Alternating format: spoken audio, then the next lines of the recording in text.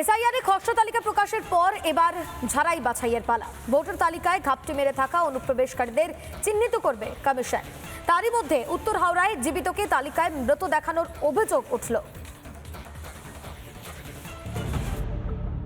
SIR খসড়া তালিকায় বাদ পড়েছে 58 লক্ষেরও বেশি নাম। উত্তর হাওড়া বিধানসভা কেন্দ্রে বাদ পড়েছে 60,436টি নাম।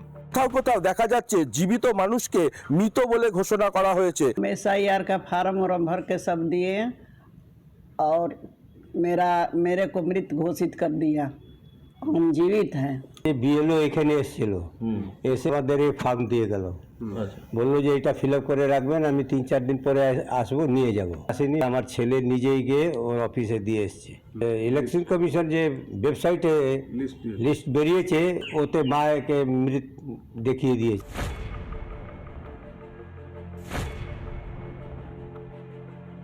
এই নিয়ে স্বপ্ন দেখছে যে বিজেপি জয়লাভ করবে, কিন্তু বিজেপি পশ্চিমবাংলা কোনোদিন জিততে পারবে না, কোনোদিন জিততে পারবে না। ভবিষ্যতেও ওদের দিবা স্বপ্ন কমন আছে যে কিছু জায়গা কিছু লোক জীবিত ফর্ম এনামারেশন ফর্ম ফিল আপ করেছে, তাদেরকে মৃত দেখিয়ে দিয়েছে। মানে এরা এত ভয়তে আছে, এত চাপে আছে যে ভোটের আগেই ভোটারদেরকে যে কোনো ভাবে ভোটার লিস্ট থেকে বাদ দেওয়া যায় তার পূর্ণ চেষ্টা করেছে, কিন্তু এইসব করেও কিছু হবে না। 214 নম্বর বুথের বিএলও সঞ্জয় সিং জানিয়েছেন কিভাবে এমন ঘটনা ঘটল তা বুঝতে পারছেন না। ভুল সংশোধনের আশ্বাস দিয়েছেন তিনি। আলিপুরদুয়ারের জয়গা ভুটান সীমান্ত লাগোয়া এলাকায় খোঁজ মেলেনি হাজার হাজার ভোটারের। এই জয়গা 2 গ্রাম পঞ্চায়েত, এই গ্রাম পঞ্চায়েতের অন্তর্গত 30টা বুথ রয়েছে। এই 30টা বুথে প্রায় 2000 লোক রয়েছে, তাদেরকে খুঁজেই পাওয়া যায়নি। কোথায় গেল এত ভোটার? তারা কি উবে গেল?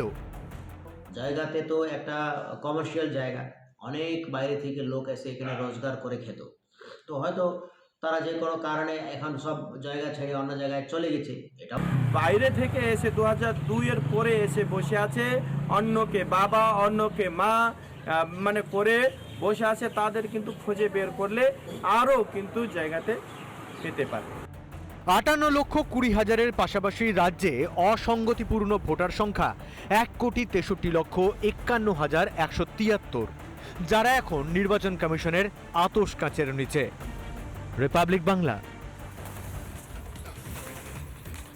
নানা ধরনের কন্টেন্ট দেখার জন্য লাইক করুন, শেয়ার করুন আমাদের ফেসবুক পেজ, সাবস্ক্রাইব করুন আমাদের ইউটিউব চ্যানেল।